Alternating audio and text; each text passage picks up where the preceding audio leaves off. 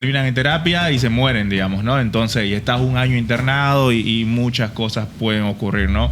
Decimos diabetes más piedra en la vesícula es igual a complicación segura, prácticamente en la mayoría de casos, ¿no? Porque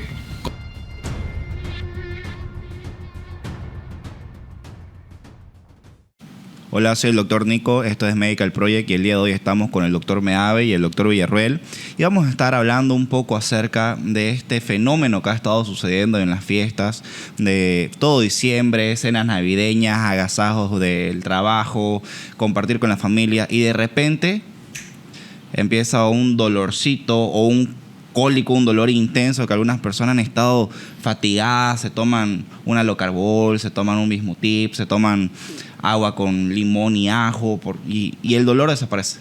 Pero ¿será que ese dolor es solamente, como podríamos decir, un pedo mal atravesado? ¿Ustedes qué opinan, doctor Villarruel?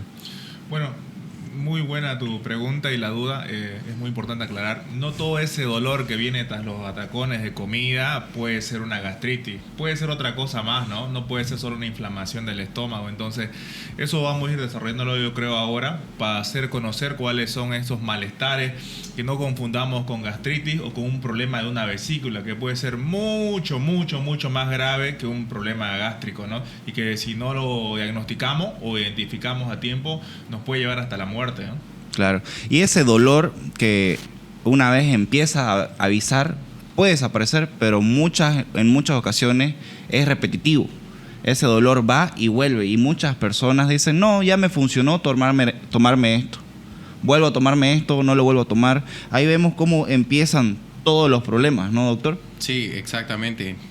Las personas agarran y se toman un calmante, un analgésico, se les alivia el dolor y al final lo que no saben es que si no se hacen una consulta, un chequeo médico, pueden estar empeorando o contemporizando algo fatal, que al final acaba muy mal. Exacto. Y ahora, por ejemplo, las personas que están tal vez pensando, pucha, tengo que ir al médico porque estoy con este dolor, no es normal, ya hasta fiebre me está dando, siento que estoy tal vez un poco más amarillento, estoy con escalofrío, todos esos síntomas que pueden tener.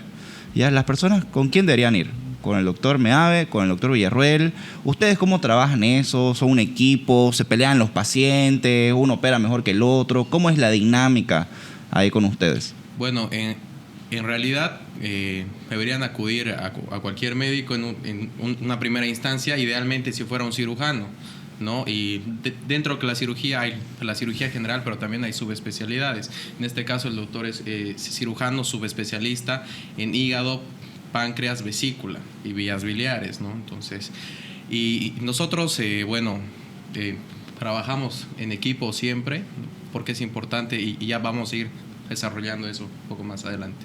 Perfecto. Claro, yo creo que como dice Daniel, el trabajo en equipo es muy importante porque no hay nadie que lo pueda hacer todo solo, ¿no? Siempre nos colaboramos y nos ayudamos en quirófano y siempre es muy importante ver dos puntos de vista porque a veces 4 ojos ven mejores que 2 y uno se siente más tranquilo siempre operando con otro cirujano, con otro colega que te banque, que esté ahí apoyándote, ¿no? Entonces eso nos da una confianza como equipo y seguridad tanto para nosotros como para el paciente de que las cosas vayan bien y si ocurriera una complicación del intraoperatorio se pueda resolver manejándolo en conjunto, ¿no? Y es muy importante, como decís, de la patología, de la enfermedad, perdón, ir dirigiéndola.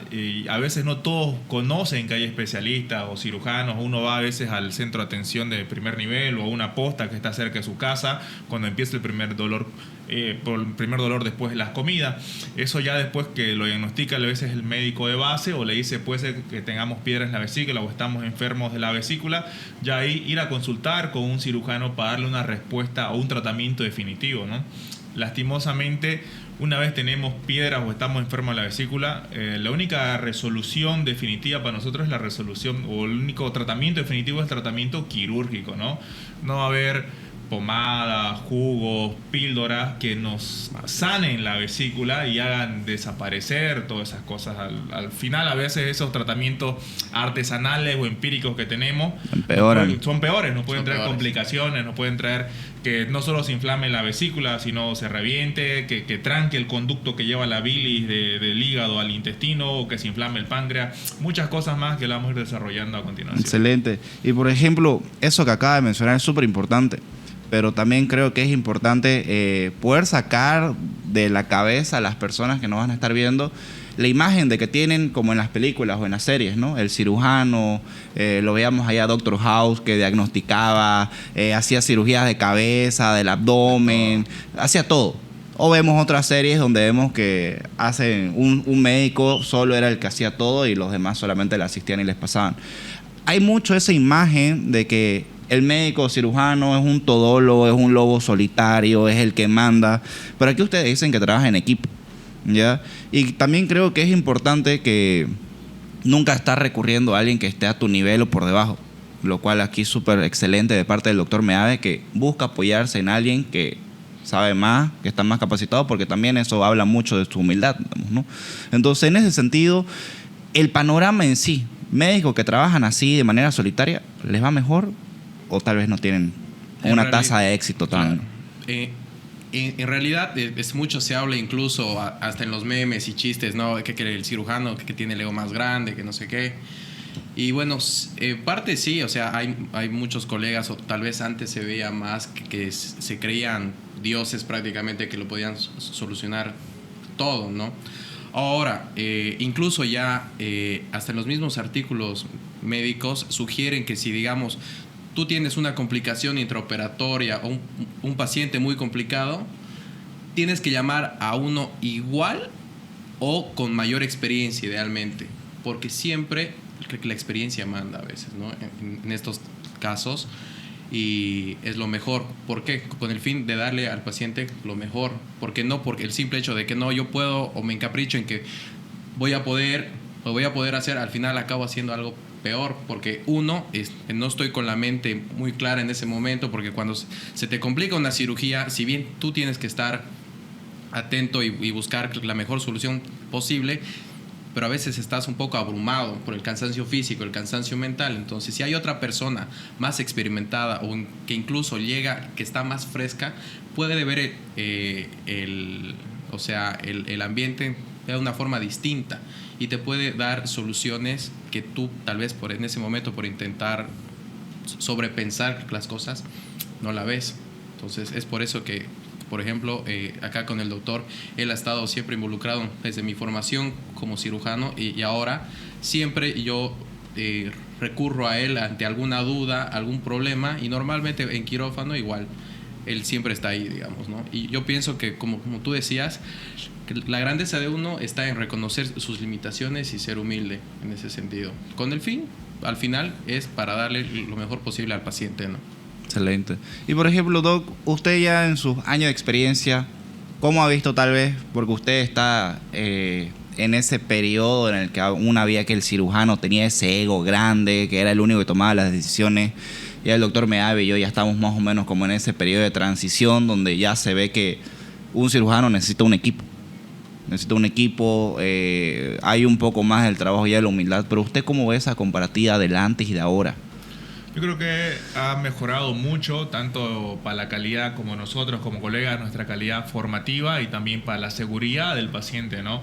Una comparativa, ponele, hasta Superman tiene la Liga de la Justicia, ¿no? No hay nadie que pueda vencer a todos los villanos solo, y siempre necesitamos un equipo que nos respalde, porque yo no sé todas las técnicas, yo no puedo conocer todo ampliamente. Todos tenemos nuestra área de dominio, y al finalizar o unir nuestras áreas de dominio nos hacen que nuestro paciente vaya mejor, la cirugía sea mucho más llevadera y nos lleva a un éxito, ¿no? Y que tengamos menos complicaciones. Entonces, yo creo que este cambio ha sido para bien, tanto para nosotros como para los pacientes, ¿no? Esto nos hace también que darle libertad a las nuevas personas o a los que se vienen formando nuevamente, en discutir con ellos casos clínicos, discutir con ellos la información, porque antes a veces eso era como que muy cerrado, la palabra que venía de arriba era la ley sagrada, la ley de Dios, y si ibas contra eso, ibas a tener un castigo, ibas a ir a los 7 infiernos. Eso se ve aún un poco. Claro, aún se ve muy poco, pero aún se ve. Claro, entonces todo esto nos ha ayudado y cada vez yo creo que las brechas de conocimientos igual se están acortando entre nosotros y el primer mundo, digamos. ¿Qué diferencia hay entre nosotros, entre poder adquirir el conocimiento y una persona que está en el primer mundo, digamos? Esto hemos visto que se ha cortado, un ejemplo, con el COVID. El COVID es una patología nueva. Vos y yo podíamos saber lo mismo si nos importaba la patología, porque salían artículos nuevos y si tenías interés ibas y le discutías a un médico internista, a un terapista, porque todo era nuevo, ¿no? Entonces esto nos ha hecho dar las ganas de conocer, de tener más conocimiento y poder trabajar, discutir con otros colegas en conjunto para sumar, a remar a un lado, que es que el paciente salga bien, ¿no?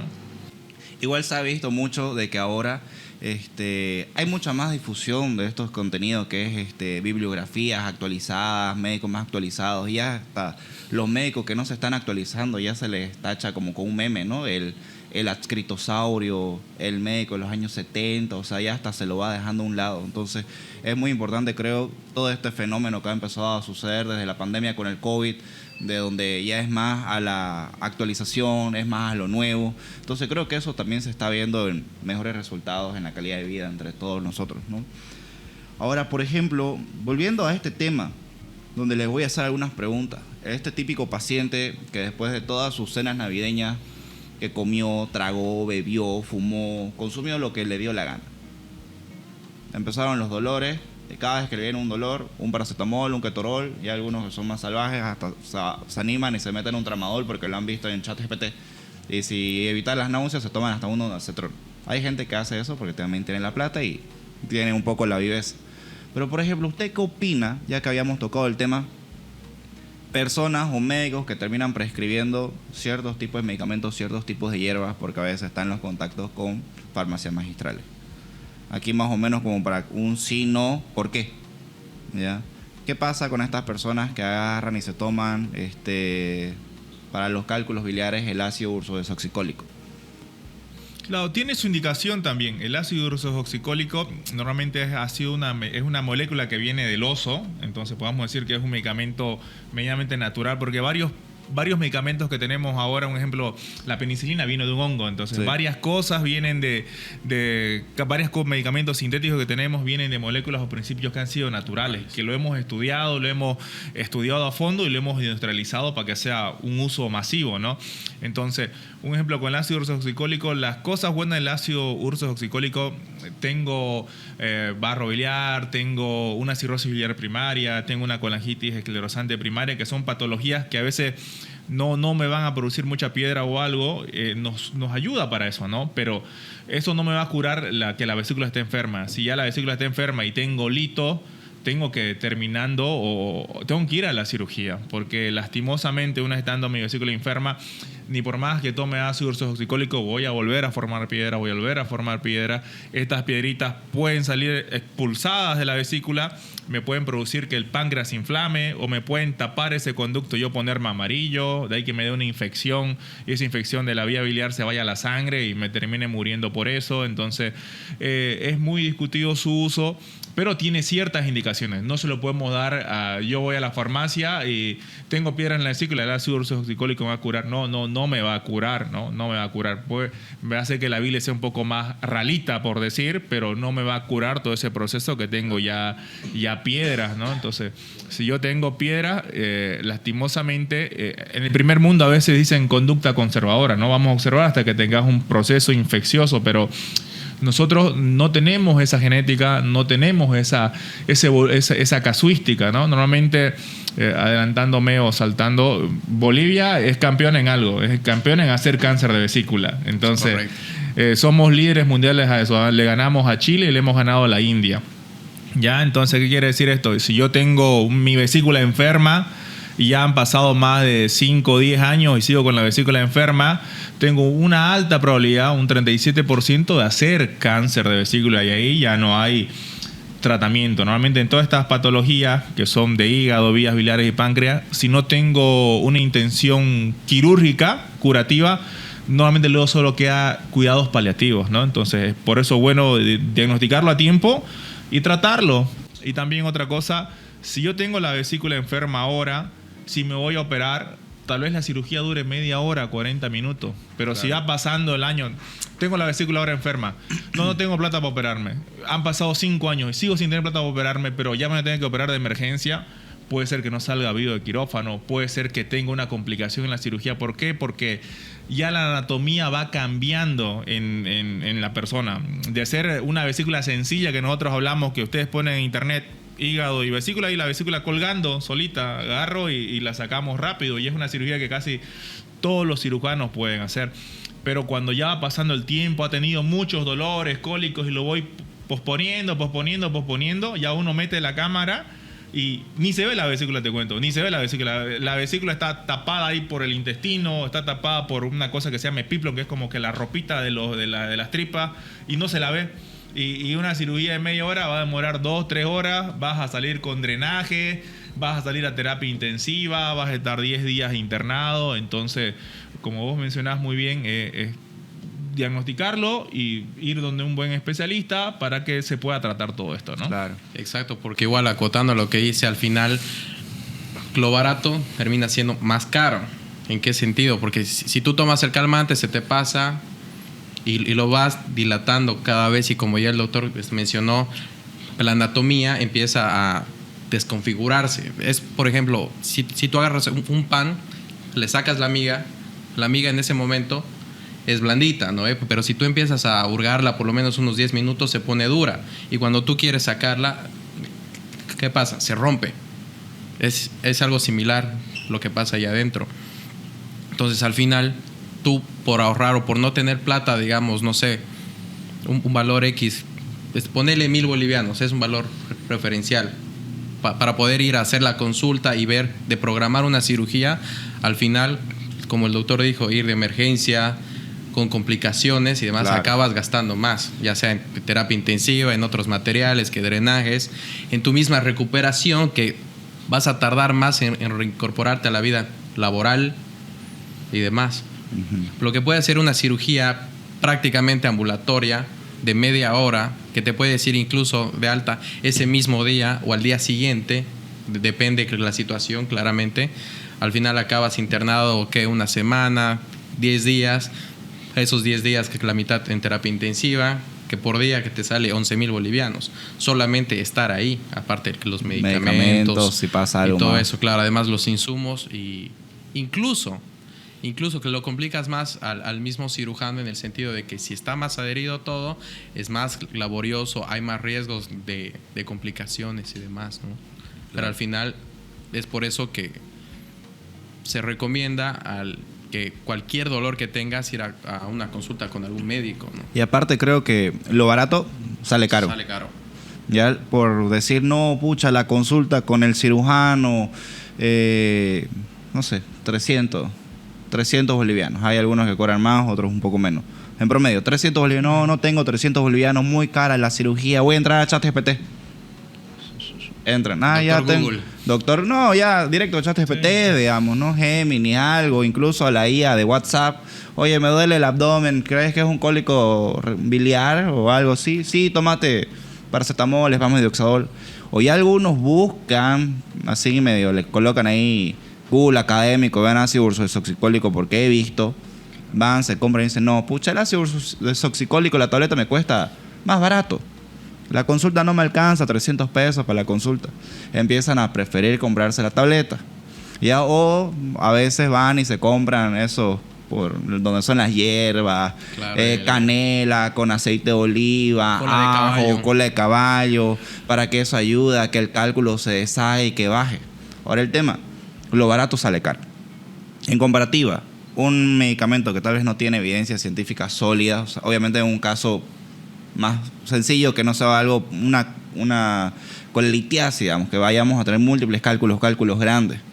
Ahí no nos va a hacer efecto, porque si incluso llegas a hacerse más pequeño el cálculo, está el riesgo de que ese cálculo migre, se va, se atasca en otro conducto que sale de la vesícula, que viene a ser ya hacia el colédoco o el cístico, se obstruye, el paciente con ictericia.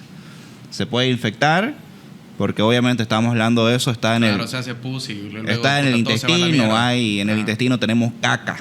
Entonces hay una proliferación bacteriana de manera ascendente y se va complicando. Entonces lo barato sale caro. Sí, o sea, igual, digamos, o sea, hagamos el ejercicio que una pastilla de ácido urso desoxicólico, 25 pesos como mínimo, que la tienes que tomar cada 8 horas. O sea, estamos haciendo un ejercicio y en realidad, si funcionara, pero en realidad Claro. no, tendrías que tomarla por un año o qué. Al final, haciendo números que te va a salir, no sé, 15,000 bolivianos. Claro, y la Y gente la no lo toma cirugía, así cada 8 horas, claro, lo toma uno no al te día. garantiza, y no te garantiza que te vaya a quitar. Exacto. Y la cirugía al final llega a ser más barata y más segura y resolutiva. Y te evitas todo el quilombo que es que se te complique, que te infectes, que te pongas amarillo, que te corten algo que no tiene que cortarse, Claro. y demás Y ahí, cosas, por ¿no? ejemplo, igual, ese paciente que está con el cálculo en la vesícula, ese cálculo que está ahí, que está reboteando en la vesícula, tiene el riesgo, como decía el doctor Villarroel, de que se haga un cáncer.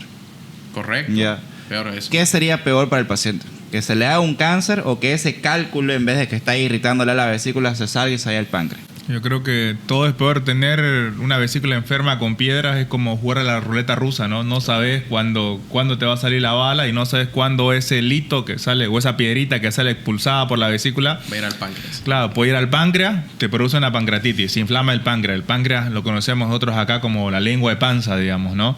Entonces, ese páncreas se te va a inflamar y si tenés suerte que sea una pancreatitis leve, vas a estar 3-5 días internado, vas a gastar dinero.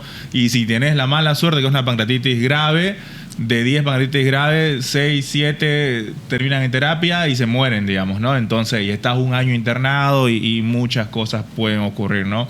O si no, se te inflama la vesícula, se te llena de pus, se te perfora y pueden pasar otras cosas más. Entonces, hay que llegar a evitar todo eso, ¿no? Y si vas aguantando los cólicos, y encima, si tengo diabetes y no siento dolor y voy aguantando los cólicos, porque no, me diagnosticaron piedra en la vesícula hace 15 años, pero tengo diabetes, no me duele. Y si no nos duele a nosotros, no nos importa. Entonces, me voy aguantando, llega un tiempo donde me hacen una ecografía, hay como una pelota ahí en mi hígado, una vesícula enferma, llena de pus, que la pus ha pasado al hígado, tienen que operarme de emergencia, voy a terminar en terapia intensiva y probablemente muera, o si no muera, voy a estar...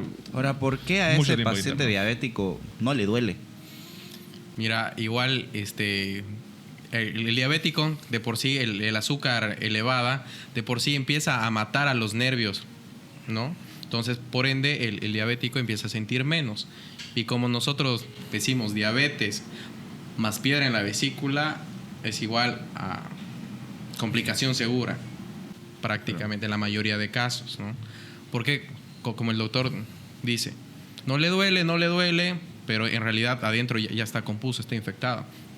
Entonces ahí ya no es una cirugía programada ni nada, se vuelve una cirugía de emergencia.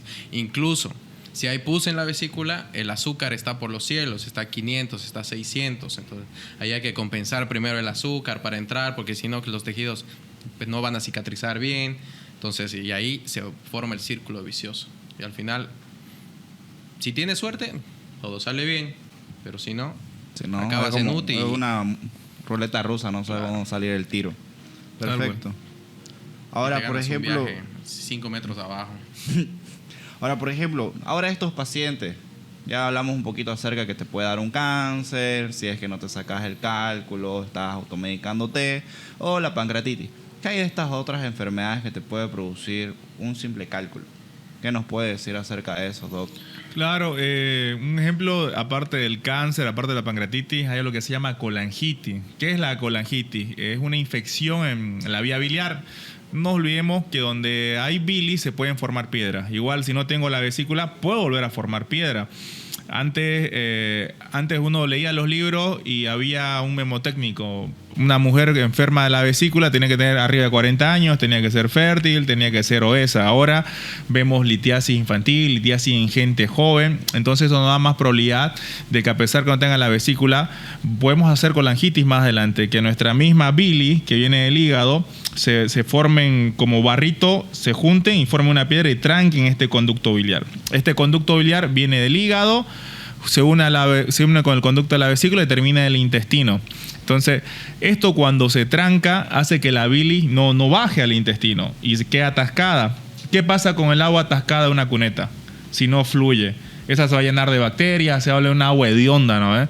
Es lo mismo, claro, un agua de pozo. Es lo mismo con nuestro conducto biliar. Al no pasar esa bilis, va a estar ahí amontonada, acumulándose, se va a llenar de bacterias y eso se va a transformar en pus y eso se llama colangitis, ¿no? Y la colangitis, si no la solucionamos de emergencia, igual va a ser zona repetitiva, pero infección generalizada de esa bilis, esa infección va a ir a la sangre, hacemos septicemia, hacemos choque séptico, terapia intensiva y la muerte, ¿no? Entonces, algo que podemos verlo resuelto sin todas estas complicaciones, no lo vamos a poder hacer. Entonces, es bueno ir evitando todo esto con la colangitis, con la pancreatitis, con la colecistitis y a la larga, si no hacemos nada, con el cáncer de vesícula, ¿no? Claro, al final que lo que te puede salir 300 bolivianos por la consulta acaba siendo 100 veces más y aparte estás contratando un servicio fúnebre, ¿no? Claro. Y por eso mismo es que se dice, ¿no? Medicina no es lamentativa, es preventiva.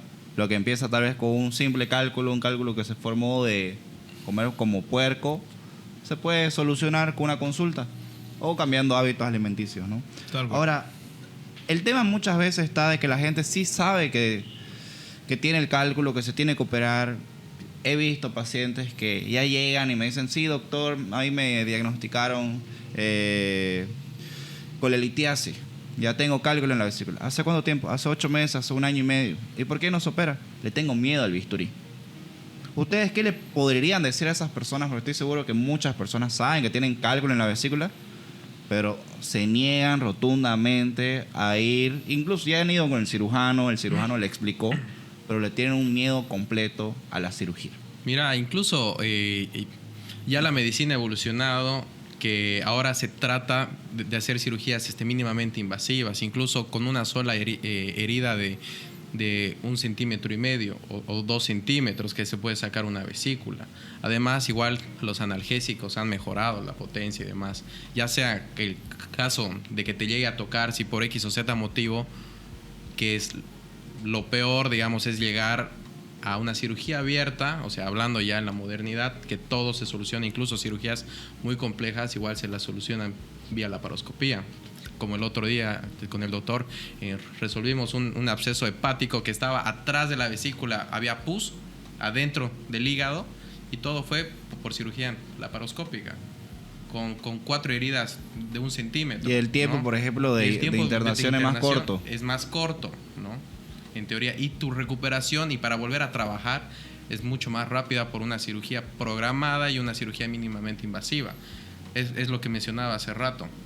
Una cirugía programada te puedes ir de alta tanto ese mismo día en la noche o al día siguiente, si todo sale bien, ¿no? Porque uno nunca sabe al final, a veces hay complicaciones inesperadas, pero bueno, o sea, pero en la mayoría de los casos es mejor hacerse una cirugía mínimamente invasiva. Y ahora en todos estos no años duele tanto, digamos, de experiencia que usted tiene, Doc, ¿algún paciente, tal vez el paciente que más le haya marcado? Bueno, volviendo un poquito a lo de Dani, y como dice también fortaleciendo eso, hay ahora el criterio y la cultura de cirugía segura se llama, ¿no? ¿Por qué? Para darle tranquilidad al paciente, para darle confort al paciente, para darle calidad de atención al paciente. Entonces ya cada vez vamos evolucionando más y cada vez todo se ha vuelto más esquematizado para darnos esa seguridad, para ver lo que se va a hacer en Estados Unidos, en Inglaterra, Argentina y Bolivia sea lo mismo, ¿no? Ya hay protocolos que nos dan darle ese confort al paciente, ya que estamos hablando de vesícula, ¿no? Tenemos guías internacionales que nos dicen dice acá hasta acá, de acá para acá abajo no dice qué, identificar tal conducto. Entonces se está pregonando a nivel mundial esta cirugía segura, la cultura de la cirugía segura. ¿Por qué? Porque las complicaciones en cuanto a una cirugía de vesícula a veces pueden ser muy graves. Entonces cada vez los cirujanos nos vamos capacitando más, instruyéndonos más para darle calidad de vida al paciente y no se nos complique en el tiempo operatorio, que nos digan hasta acá llegamos, basta, no sigamos pelando esto porque podemos tener muchas más complicaciones, ¿no? Y a veces nos detenemos a tipo que dicen, me operaron, pero no me sacaron toda la vesícula. Señora, es lo que se tiene que hacer. ¿Por qué? Porque está todo prendido como cemento ahí, y si yo sigo pelando eso, le voy a lesionar una arteria, le voy a lesionar una vena importante y se va a terminar muriendo en quirófano. Entonces, se llama cirugía como se la deja hasta un pedazo, hasta la mitad, por decirte vulgarmente, o un tercio, y ya vamos evitando otras complicaciones, ¿no? Eso en cuanto a la parte de la cirugía segura, que es muy bueno que el paciente lo sepa, que le quite el miedo a este procedimiento, ¿no? Y también hay protocolos, hay anestésicos mucho mejores. Antes toda la anestesia se llamaba inhalatoria, que le ponían solo la máscara y humeaba, y eso a veces plano, la dejaban templando y no se recupera tan rápido. Ahora hay la anestesia endovenosa, hacen cosas mixtas, lo bloquean a los pacientes en el abdomen para que no le duela. Entonces, todo eso nos da más confort al paciente, más calidad, atención al paciente y más calidez, ¿no? Que es muy importante, ¿no? Porque también a veces a mí nunca me operaron, no sé qué es entrar a un quirófano, porque yo soy alérgico, tal vez, a la anestesia. Yo tengo 8 procedimientos quirúrgicos en mi persona, digamos. Y te digo, la parte más fea, creo, de la cirugía cuando lo operan, y cada vez es como si fuera la primera vez. La parte más fea es, vos estás echado en la mesa quirúrgica y estás mirando la lámpara del techo, que es la lámpara cialítica, la luz, y todo el mundo anda haciendo sus cosas. Y uno ahí se siente, te digo, la persona más sola del mundo. Estás vos, tus pensamientos, y Dios, y puta, despertaré, no despertaré, nadie me está atendiendo acá. Y a veces uno tiene ese miedo, pero uno hace eso porque está chequeando los equipos, están haciendo, se llaman los checklists de seguridad, que sea el paciente, que tenga los estudios, que sea el lugar correcto. Que sea el lugar correcto. Entonces, no es que lo estamos... No le van a estar sacando el riñón derecho y el izquierdo. Entonces, correcto. todo eso se hace para darle seguridad al paciente, no es que lo estamos abandonando. Entonces, yo creo que la parte más fea del tiempo quirúrgico es esa, cuando el paciente está... Porque ya luego uno ya le meten los anestésicos y... Tiene una pista de despegue vertical hermosa. Claro. Entonces, esa parte, pero que pierdan el miedo, ¿no? Siempre hay un equipo alrededor que le va a dar esa calidez, confort y seguridad al paciente, ¿no? Claro, igual es como antes se decía, grandes incisiones, grandes cirujanos. Mientras más grande es la herida, es mejor el que me opera. Pero ahora ya ha cambiado todo, la medicina ha evolucionado. Ahora se trata de solucionar por menos... área, digamos, o incisiones más pequeñas, para que con el fin que no se noten las cicatrices, porque al final igual a veces una mejor evolución. Claro, al final a la persona que se va a operar, ¿qué le importa más? Aparte de que se solucione, digamos, su problema, y va a quedar cicatriz. Entonces, mientras más chica, eso es cierto. mejor. Sobre todo caso, si es mujer, ¿no? Ay, correcto. Doctor, ¿y se va a notar mi cicatriz? Claro. No, entonces eso. Y como el doctor igual mencionó, ya hay protocolos que te dicen, mira, si no encuentras esto, mejor hace esto, con el fin de no dañar al paciente. Que esté es mejor. lo que nosotros, digamos, antes de operar a un paciente de vesícula, por más que sea una vesícula que aparenta ser fácil, igual se le explica todos los posibles riesgos y lo que se tendría que hacer. Y se les avisa. Si es el caso necesario, señora, si yo le tengo que sacar solamente, abrir la vesícula, sacar la piedra y quitarle la mitad, o como mi dedo, digamos, que la vesícula es mi dedo, que se va a quedar solamente con la parte de la uña para no ocasionarle un daño aparte, o por querer sacar todo, acabar haciendo malas cosas, es mejor, pero y se le va a avisar, y se les avisa. No le he sacado toda la vesícula. Incluso, dependiendo el caso, si es muy complejo y demás, a veces, por seguridad del paciente, por seguridad nuestra y demás, a veces es bueno invitar a un familiar para que pueda entrar a quirófano y explicarle ahí, ¿no? Porque ahí igual el paciente dice, el familiar se sale de la cirugía, he entrado, que me han explicado, a ver, contame. A veces confían más en la familia en ese momento, ¿no? Porque es un momento de vulnerabilidad. Claro. Además, ¿no? Entonces, intentamos nosotros ser un poco más empáticos, igual incluso en quirófano, antes, en ese momento que el doctor dice que todo el mundo está en su mundo, a veces intentamos brindarle un poco más de confort al paciente con el simple hecho, ¿qué tipo de música le gusta escuchar? Porque principalmente a mí me gusta operar con música porque me relaja, me despeja y puede estar más enfocado. Y al paciente igual, o sea, al escuchar música o le dices, usted solamente escuche, digamos, la voz de Luis Miguel y déjese llevar, Ujú. Y es como que se relaja y ya, ¿no? Claro, perfecto. Y ahora con esto, seguramente ya tienen varios pacientes que han debido marcar su vida. Ya un paciente que tal vez se complicó, que salió, tal vez uno que fue una cirugía excelente. Pero tal vez alguno de esos pacientes que le haya marcado a cada uno su vida y que quiera contar un poco acerca de cómo fue esa experiencia. Mira, al final, como dicen y como se dice normalmente, si todo va bien, no pasa nada y nadie se acuerda. Pero a veces uno se acuerda y le marca lo que va mal. Y yo, por ejemplo, me acuerdo una vez que estaba operando a un paciente, una vesícula complicada, intentando seguir todos los protocolos, y en una pesa suelto y veo como que un hueco extra. Y digo, a la mierda. Aquí, ¿qué ha pasado? Ese rato lo llamo al doctor Ricardo, con el fin de que me oriente, ¿no? Y demás. Y me dice, no, hace esto. Al final, por suerte, todo fue bien. No me llevé la vía biliar, solamente era una adherencia. Uh-huh. Y el paciente fue bien, ¿no? Entonces es algo que me ha marcado en el sí, porque eran mis primeros, cirugía solo. Mi primer vuelo prácticamente solo. Y en este caso, a mí, yo estaba en el hospital público, justo el doctor, no estaba cerca mío, digamos, como normalmente venga o entra a ver, digamos, a charlar un rato y a ver. No, entonces en ese caso es lo importante, la predisposición y saber cuándo, y conocer tus limitaciones y saber cuándo pedir ayuda. Aunque sea vía, ahora ya que tenemos la tecnología, las videollamadas, que las fotos y demás, como que te pueden ayudar en una situación extrema. Excelente. Como en este caso, ¿no? Sí, claro, como dice Dani, ya hay guías, ¿no? Ya, gracias a Dios, hay otros que pagan el precio por esto.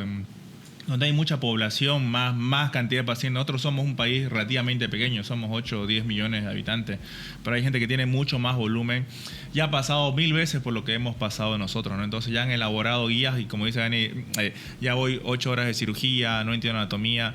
A veces nosotros, en nuestro orgullo, no voy a llamar a nadie. Ya hasta las mismas guías dicen, detenete, enfría las cosas, llama a alguien, buscase otro cirujano alrededor, o si no, llama por teléfono, hasta ya se puede hacer videollamadas. Entonces, y eso a veces, esa pequeña desconexión en ese momento de tanta tensión quirúrgica en quirófano, te da una pausa, te da una tranquilidad y detenes las cosas, ¿no? Y la cosa es evitar no hacer más daño, como dice, tener complicaciones. Porque nosotros teníamos un paciente, que igual que nos llevó allá al hospital, también yo trabajo en un hospital público, que lo operaron en una provincia, de una vesícula que estaba inflamada, que era todavía su familiar, del cirujano. Entran, lo operan, se empieza a poner amarilla. No es normal que un paciente después de la cirugía de vesícula se ponga amarilla, y le hacen una CEPRE o RCP, que es una endoscopía que llega hasta donde termina el conducto colédoco, que es lo que ingresa al hígado. Y acá en este pueblo hay 4 personas que lo hacen, acá en Santa Cruz, ¿no? En su momento eran 4 personas. Le hacen y no pasaba. O sea, no pasaba desde abajo, no se pintaba hasta el hígado. Aquí había un stop bloqueo que estaba cortado. Vuelve la paciente, donde su familiar. No, está mal el estudio, no creo que hayamos hecho nada nosotros. Otra con el otro.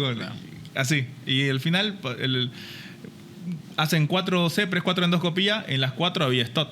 O sea que ya no continuaba la bilis no llegaba hasta el hígado, ¿no? O sea, no era error del endoscopista. No era error del endoscopista. Ingresa nuevamente a quirófano, llama a un amigo, el familiar de él, y ingresan y no logran encontrar o mapear bien la vía biliar. Y bueno, nos lo envían al hospital y ya nosotros ahí vemos, ¿no? Las 4 endoscopías. Entonces, y ya ingresamos nosotros a contemporizar la lesión, se llama, ¿no? ¿Por qué? Porque la paciente ya estaba amarilla, estaba infectada, estaba entrando en un proceso infeccioso generalizado, en sepsis, en proceso séptico generalizado, y es lo que hay que hacer, drenar la vía biliar, ¿no? No tenía recurso. Lo ideal es drenar de manera percutánea, se llama. Se pincha el hígado por acá, por derecho, por la vía biliar izquierda. Con ecografía. Claro, ecografía o rayos X o fluoroscopía. pero no tenían dinero, ¿no? Entonces, a veces hay que hacer lo que se puede hacer con lo que se tiene, ¿no? Entramos a quirófano y exteriorizamos el conducto biliar para que la bilis drene, ¿no? Y ya luego en 3 meses hemos tenido que reoperarla. Y los conductos son chiquititos, hablamos de menos de medio centímetro y tenemos que unirlo otra vez al intestino para que vuelva otra vez la restitución de ese flujo biliar, porque la bilis es muy importante al intestino.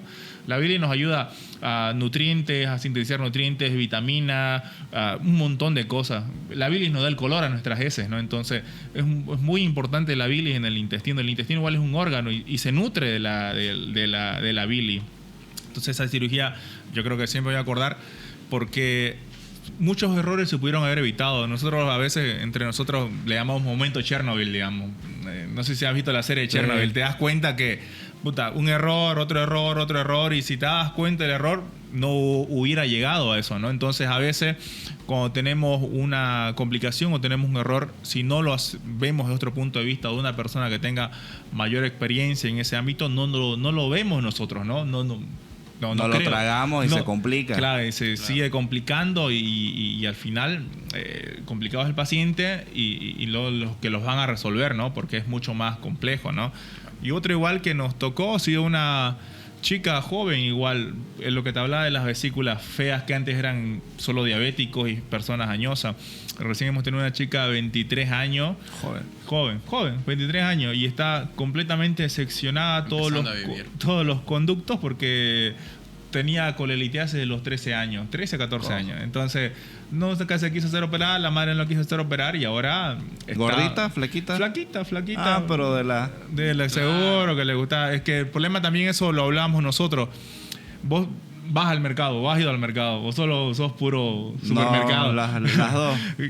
Vas al mercado. No alcanza la economía, solo para super. Y ahora ves un niño con vaso de Coca-Cola. En la mamadera tiene Coca-Cola, tiene Tropifruit, tiene todas esas cosas que nos condicionan a formar litiasis, ¿no? El niño toma más rápido, aprende a tomar Coca-Cola que a gatear, aprende a comerse un KFC que a comer ensalada, digamos. Entonces todo esto nos condiciona a que los cuadros de litiasis y procesos inflamatorios aparezcan mucho más temprano, ¿no? Entonces, y cuando aparecen, yo creo que hay que resolverlos porque si no van a ocurrir cosas más feas adelante y no ocurren porque el cirujano quiera que ocurran, ¿no? Porque a veces uno entra y solo le agarra la vesícula y ya se está rompiendo y está todo y se parte y se pringa y todo. Se parte y todo termina en un desastre. Entonces, no lleguemos a eso. No es culpa del cirujano que te va a tocar si ha pasado eso. A veces igual dice, doctor, ¿cuánto va a demorar en la cirugía?